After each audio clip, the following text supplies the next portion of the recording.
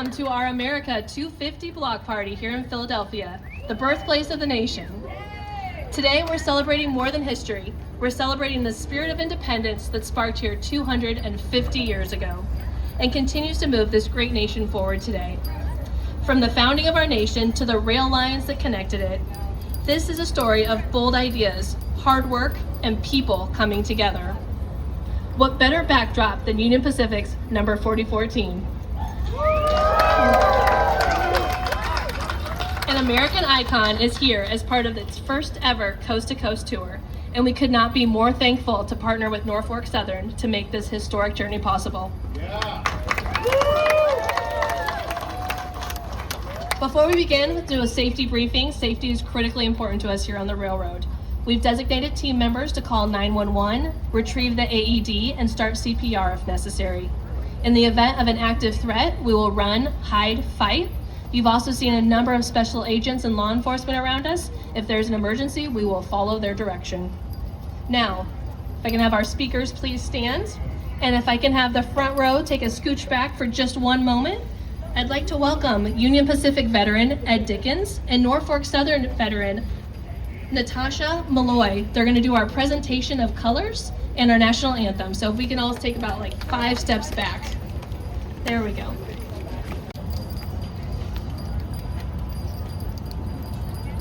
All right, thank you, Ed and Natasha, for that meaningful tribute.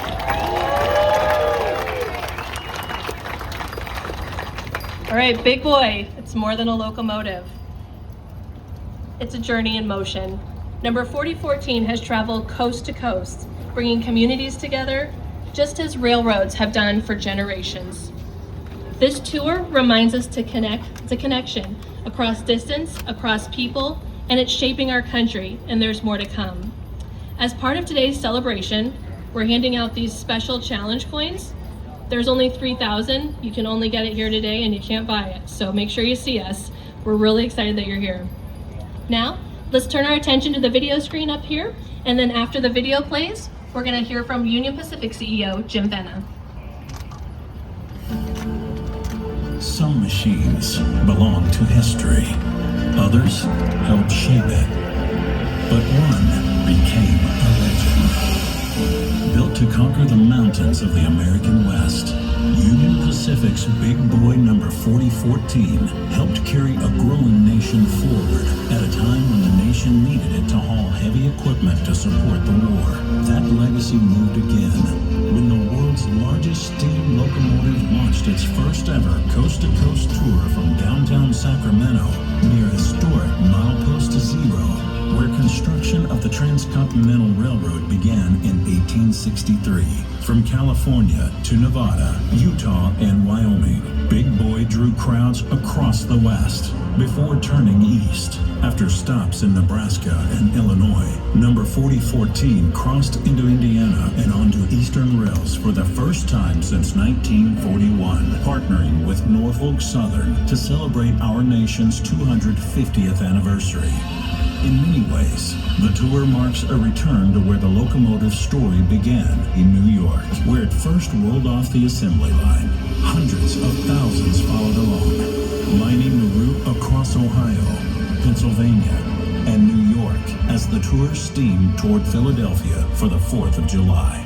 As the nation celebrates 250 years, this coast-to-coast journey is a reminder that progress has always belonged to those willing to go further, to cross mountains, to bridge distance, to pursue what's possible.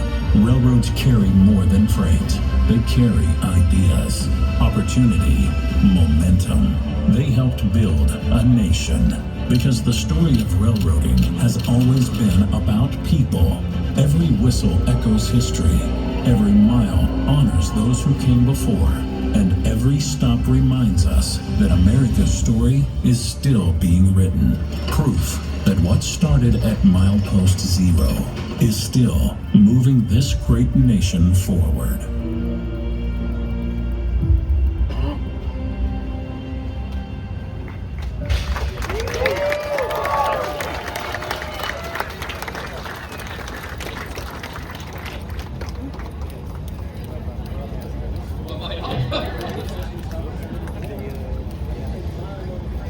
I thought I was done for the day. I was sitting down there relaxing, enjoying. Hopefully you all enjoyed the video. Smart people, come as close as you can. You get a little bit of shade, okay? So, but it is hot, and be smart, okay? There's water available.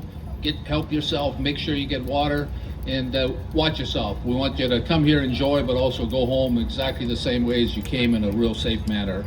Now listen, I am the CEO of Union Pacific, so you know what? People always want to write speeches for you, so when you go out, you follow what they have to say. I'm real bad at that. So let me just start with talking about who the real star is here. It's absolutely Ed Dickens. He's driven this steam locomotive from one end to the other. Ed, will you come up on stage here?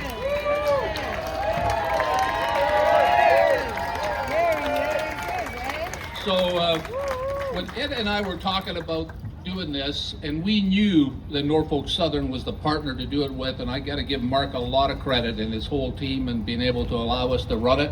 It's really a family endeavor. The Norfolk Southern family has accepted it, they've embraced it, and they've done a spectacular job. If you don't mind, I want to take a picture with Ed and Mark this way with all of you guys. You can, if you don't like railroad CEOs, you can go like this, and if you like it, put a smile on your face, okay?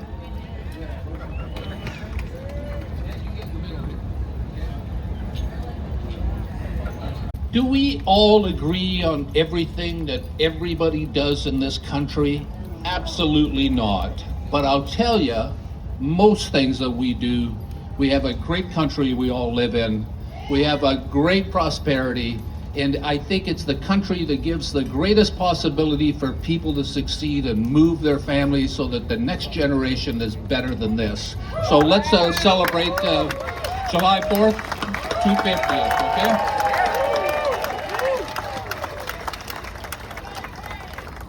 The others, and no, I'm not running for politics. Even though I'm only 67, so as far as presidents, I'm a young guy, okay?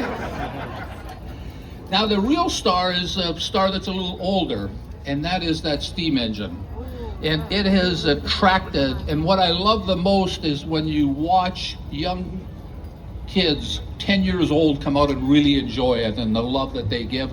And hopefully that's what we wanted to do. We wanted to celebrate the country and have people enjoy a part of our history. Are those things complicated, locomotives to operate? Absolutely, and Ed and the entire steam team and the people we have assigned to it that live and work in Cheyenne, Wyoming, do a spectacular job. Now we gotta head back west. We started in Sacramento and we're headed back west. Union Pacific started in 1862. Think about what was going on in the country in 1862. Civil War. But the president and Congress said, if we want to actually get this country and move it forward, we need to have a transportation system, and trains were the way to go back then and build across the country. And that's exactly what happened. The foresight of strong, smart politicians can really drive the country forward. Sometimes it takes a little while to see the full dream, but we cannot complain with what Lincoln. And that's why we have a Lincoln locomotive there to celebrate President Lincoln.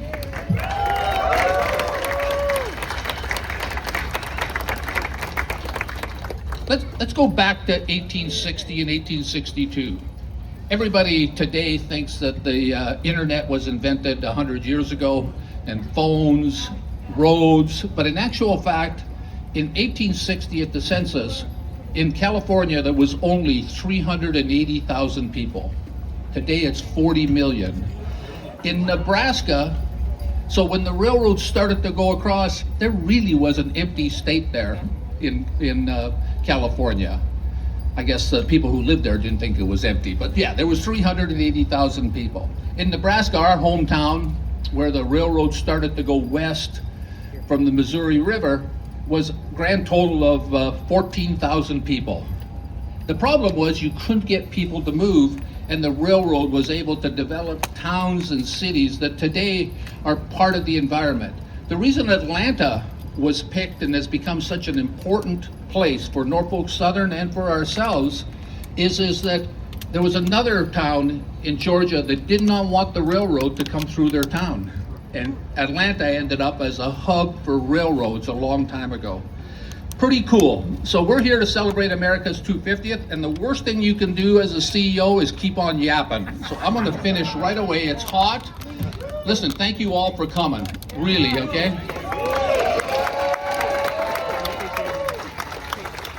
Now, we're just starting. So guess what? We're trying to do something, and not everybody agrees with us. The smart people all agree. We want to finally have in this country a railroad that goes from one end to the other so customers can win, okay, and we can move products seamlessly and compete, because we don't just compete against other American companies, we compete against the world. And if we do it right, we can grow more business in the U.S., better jobs, and people win. So thank you very much, and I'm going to introduce Mark George, the CEO of Norfolk Southern. Thank you.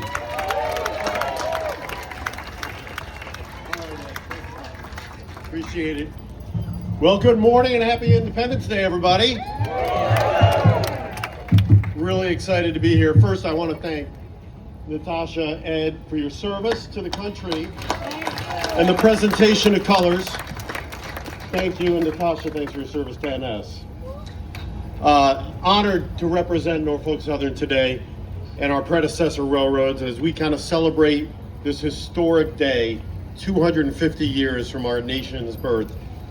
Our crews have been working really hard along with the UP crews to ensure the train safely made it across every stop on this journey. So a special shout out to our transportation and engineering crews, James, Richard, Alan, Chris, thank you very much. You know, when Jim and I talked about doing the Big Boy Tour and coming across east on our network, we had a lot of discussion about how far east we go. And I was really certain that the journey east should conclude here in Philadelphia. Not DC, not New York City, but here in Philadelphia, because this is where the country was born, and we're here today to celebrate Independence Day, Philly Day. All right.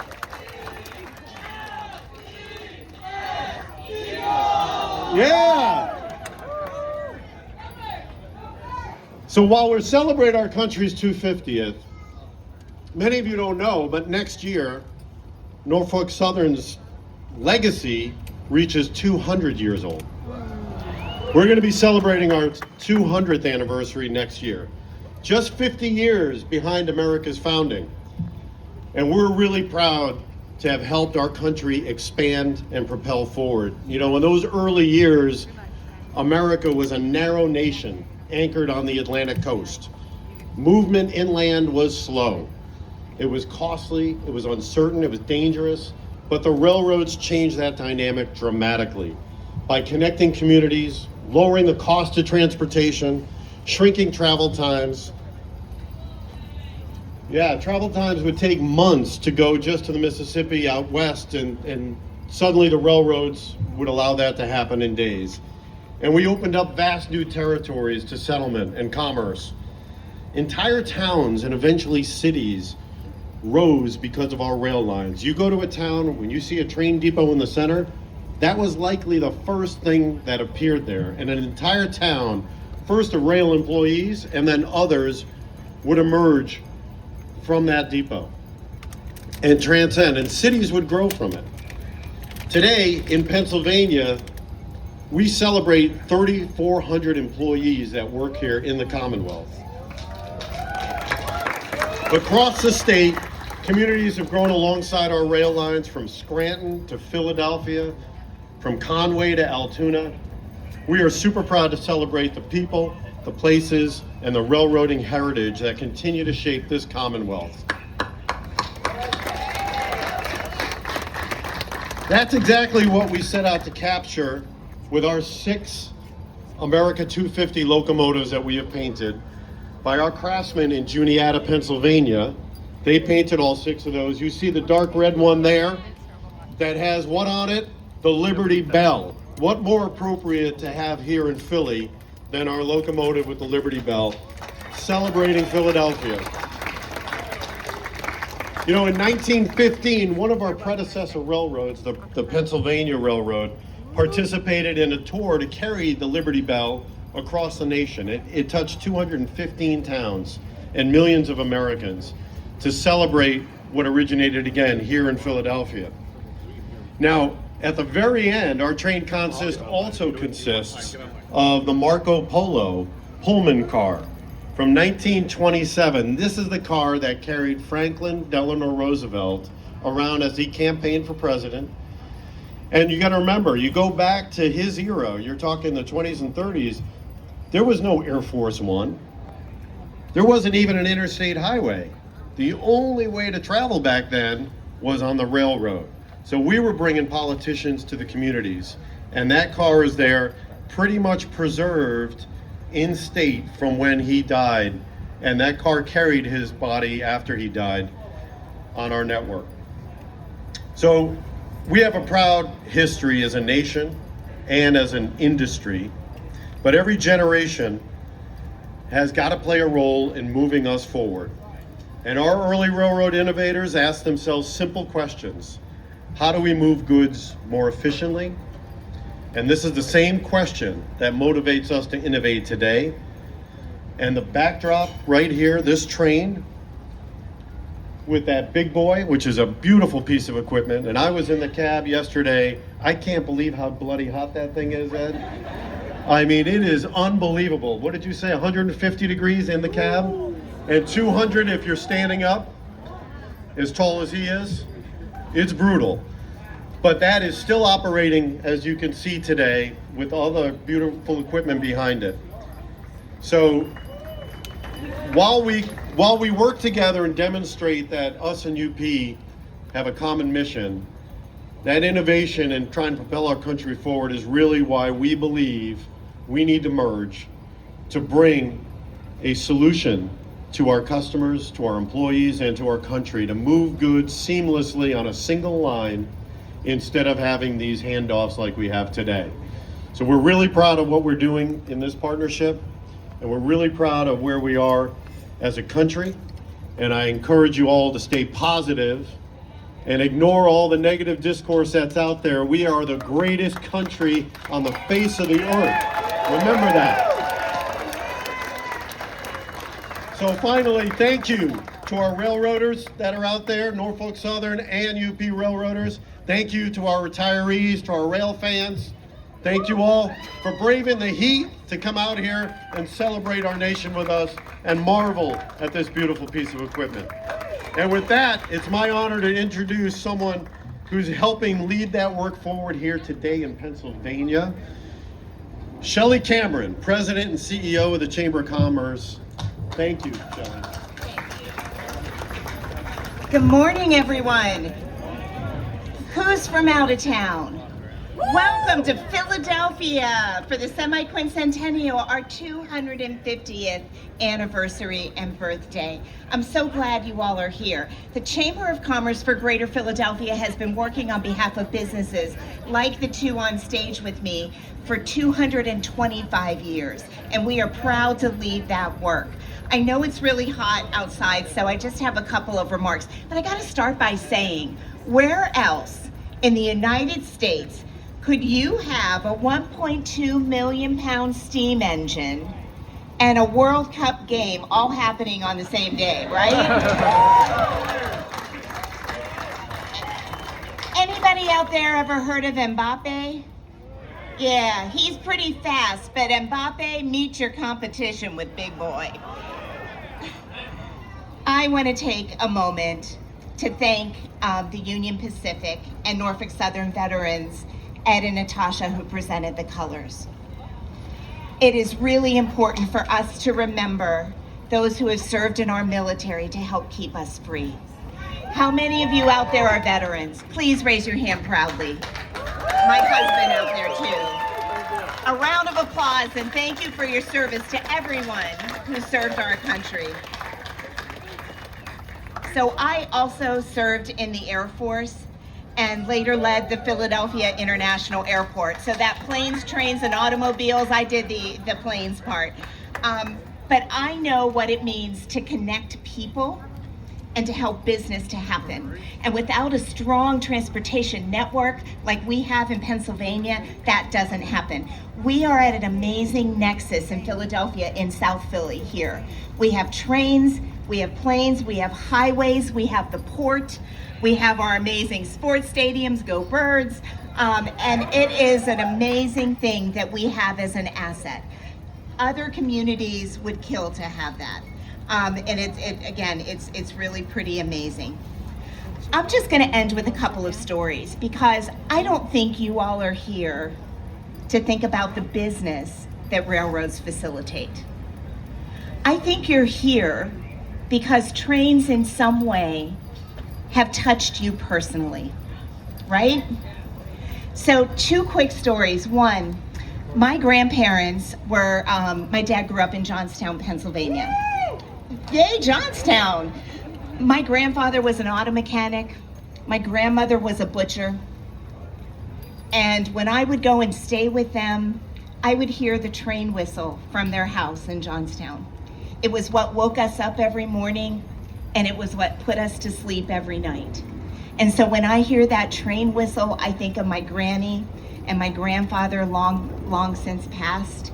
But it's that emotional thing that comes to me. And when I was a little girl, my dad, well, I should say Santa Claus, when we went to bed on Christmas Eve, used to set up a train set underneath the Christmas tree. And when I got a little bit older, my dad sat me down and he said, it's time to help Santa. You get to help set up the trains every year. And so we set up trains, and every year it got bigger and bigger and bigger to where it actually took up a whole stall in our car garage where we set up trains every Christmas. My dad still does that. And I remember fondly fighting with my little sister on who got to blow the train whistle when we would run the trains. It's things like that that are why we're here. Yes, the trains help business to happen. Yes, the trains help to connect people across this country. But it's those things that really touch our hearts, which is why we come together to celebrate our amazing history. Thank you all for being here so much. Have a wonderful 4th of July. And again, welcome to Philadelphia.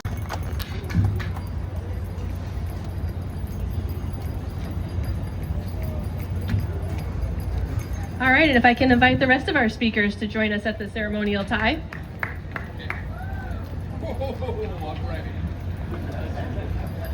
All right, so Mike, if you'll place it in. Jim is going to tap the spike 4 times, but I need everybody's help here. 4 times for D, wait for you, wait, D-O-N-E. It's a tribute to the telegraph message that was signaled when the Transcontinental Railroad was complete in 1869. It sparked celebrations across the country. Bells rang, including the Liberty Bell right here in Philadelphia, and that's why all of you have these bells. Once he has the 4th hit, we want all of you to ring the bells. So Jim, when you're ready, 4 times. D, O, N, E. And then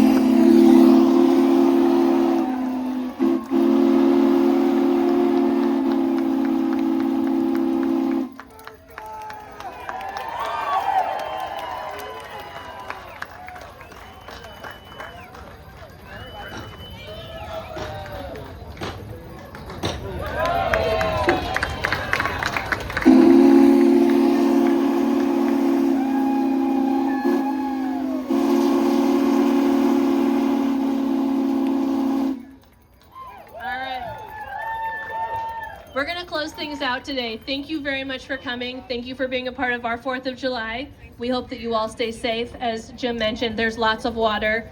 Please, if you want to stick around and hear from the steam crew, they'll be on stage at 10:30 for a live Q&A. If you want to go sit in the shade, watch it on Facebook Live. But thank you for being here on behalf of Union Pacific and Norfolk Southern. Happy Independence Day.